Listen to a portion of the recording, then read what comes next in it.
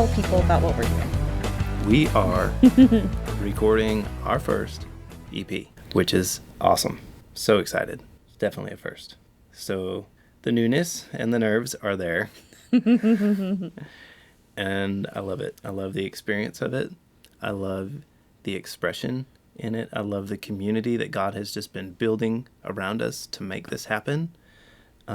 He has just been giving us the connections that we need and just putting family around us and people to help support us. We just can't do this on our own. Maybe we could, but it wouldn't be. It's just not us. We're not lone flyers. We need our community and we need our people.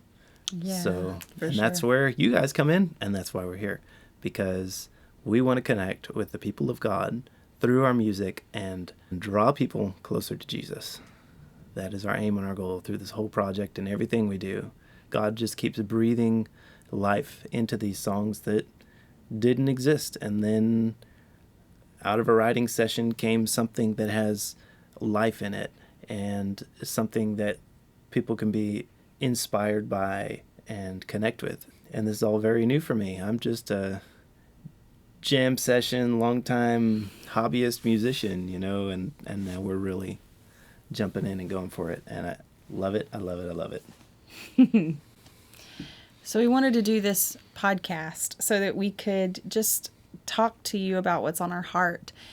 Sometimes when we write music, so much goes into the music that you never get to communicate because it's just kind of behind the scenes. But you want the heart of the conversation, the heart of what we talked about in the writing room, to come out through the words of the song, condensed in a little version. We talked about that on our last video with Cherie and Sarah in the writing room.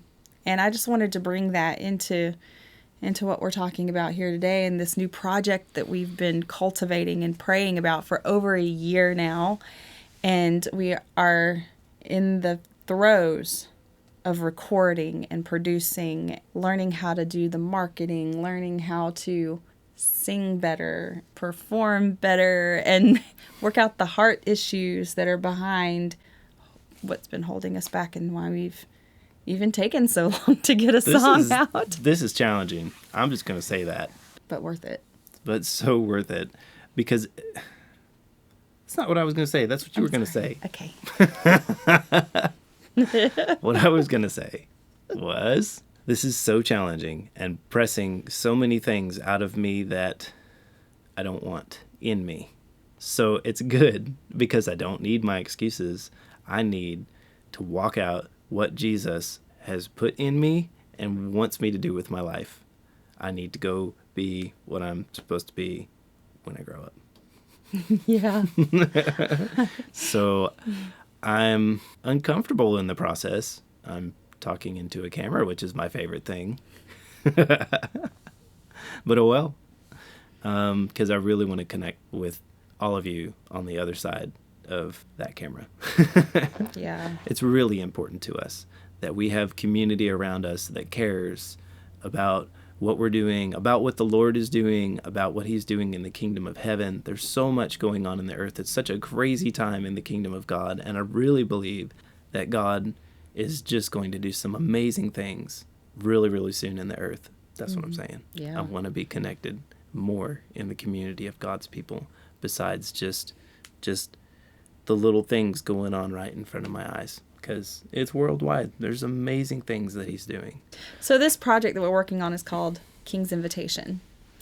And the reason that it's called King's Invitation is because we asked the Lord for a vision of what did he want to come through a specific experience that we were having and the music that would come from that experience. And we said, Lord, give us a vision of what you want to say to your people.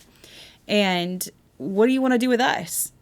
And so through the vision that the Lord gave me was, I saw us standing out on a balcony, looking out over a kingdom, over the land, and saying, "Hear ye, the king is having a ball. You are all invited, come one, come all." Kind of cheesy, but it was just the thought process and the reality of being invited into the kingdom. not just being on the outskirts, but being invited into the physical kingdom, the building, the castle. Every little girl wants to be a princess. And they want to be swept up by their knight in shining armor or by the king or whatever. And God knows that. Me. God made us this way. And so that vision translated into the concept for the overall album that we're doing. So every song that is going into this EP album has to do with being invited into a relationship, and being invited in through the courts with thanksgiving and praise, but being invited into the dinner table, to the place of intimacy that he wants with us. He wants to have such close relationship and such intimacy with us that he's going to do whatever he can to get the message out that we are invited. Everything is an invitation. Everything. When the Lord introduced us together, he said, this is an invitation for you into a relationship with each other. And we said yes. Yes, we did. To that relationship. And then with each kid we had, this was an invitation into growing our family. And the Lord said, if you're willing, he never said, I am forcing you to have another kid. But he said, if you're willing, this will impact your family in the future. And this child will have an impact in the world that we can't have an impact on because our lives are finite. And that's our way of leaving a legacy, is through our children. It's our blessing. And so, of course, our children and all that isn't about the project, but it's about who we are and the thought process of being invited. And so with our first song that's going to be coming out in January is called King's Invitation. Come on in, because there's the verse, Luke 14:23 is, where's that scripture? Go out into the highways and the hedges and compel people to come in, that my kingdom may be filled. He just wants relationship with us. That's where the invitation concept and the EP that we're working on, everything behind it is behind the invitation into relationship with the King of Kings and the Lord of Lords and Jesus. Yep. Who is Jesus? One of the coolest things about what we're doing as Life Laid Down is that we're doing it together. And as we journey together, we're learning together, growing together, and it's also really challenging as a married couple, doing everything together, spending all of our time together, which we love to do. So it's really not a problem, but it's different. It's really different. It's like we've got how we relate to ministry, how we relate to the things that we're doing for our day job. I don't know if the air quotes are necessary. How we raise our kids. How we raise our kids. It's really cool. It's rewarding. Yeah. We've had to learn some things through it.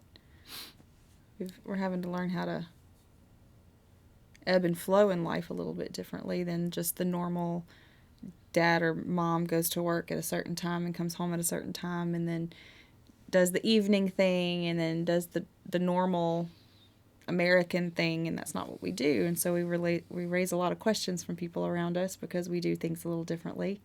Yes, it's true. Yeah, it's been an interesting challenge, I guess, as a family with the kiddos, learning how to balance things in such a way that they are getting everything they need and not at all being swept under the current of something that we would just be so tempted to spend every waking minute on. Yeah, instead they get to come alongside us and be a part of what we're doing, and we get to grow as a family, and we get to foster their giftings and pour into their lives too, as they just, the experiences of traveling and the experiences of being with mom and dad, and it's pretty special. Yeah, it's got some fun byproducts. Like, hey, Dad, I'm going to stand on this coffee table with my tiny dollar store guitar and play your song. It's so sweet. And stomp my foot. And there's a daily choice in it. There's a daily choice of focusing on what's good about all of the things and not what's stressful. And, having 3 little ones under the age of 3 or 3 and under, and having 5 kids total, 2 different camps, it's a It's a whole nother thing to have adult children and little children at the same time. They still need you, and they still need things, and we still have to be present for them. And when you have little ones like we do that are so little and so needy, that sometimes it can be like, oh, well, you're independent. You can take care of this thing yourself, but it's okay to still be needed. And then there's finding that balance, and there's finding that way of looking at what's positive in our environment and cultivating that in our environment, and not focusing on the things that are stressful, but not denying that they exist. So it's fun to do this project together. So doing this thing together as a family, working on this project together, seeking the Lord in it, is one of the most rewarding things that I could ever think of. And we wanted to share that with you because we know that you have dreams in your heart that the Lord put there. And maybe you feel like you can't go for your dreams because of your circumstances. Maybe you feel like you don't have the time. Maybe you feel like you don't have the money. Maybe you feel like you have too many things going on at home and then maybe there's too much stress.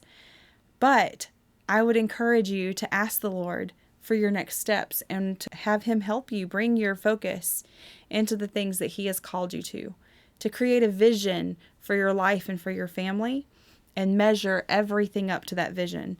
Because I think it was that advice that we were given, to create a mission statement for our family, and then everything lines up to that mission statement. If it doesn't line up, then the answer is no, we're not going to do it. If it does line up, then we can take that mission statement and we can measure up our value systems and say, this is in line and this isn't. But if you have no mission statement and you have no value system in place for your family, you may be tempted to say yes to everything, and you may be tempted to say no to everything. But you need to know what to say yes to and what to say no to. And that is the thing about the invitation, is that we are invited into these things, and we need to know what to say yes to and what is the Lord inviting us to. So for us to share a little bit about where this project came from and like what we're even doing here. Why are we even sharing with you about our lives and about our music? It's because we want to be in obedience to what the Lord has put into us to release. And so we are going to walk in obedience to that. And we wanted to encourage you to do the same thing, to go realize your dreams, to use your voice, and don't be afraid. That when you're talking about God putting a dream in your heart, chasing that dream and whatever, all I wanted to say was that it may feel super risky and it may take a lot of sacrifice, but it's always going to be worth it. And we just want to thank you for coming alongside us in this journey that we're on and the things that we're doing. So thanks. Yeah. And leave us comments. Tell us about your story. We'd love to hear your story. That'd be awesome. Yep. And like our channel, subscribe to our videos. Please. And tell us your story, please. We want to know all about you. And there you have it. And there it is. Come on in. There it is. You are seen, you are known. And there it Make is. yourself right at home. Just come on in.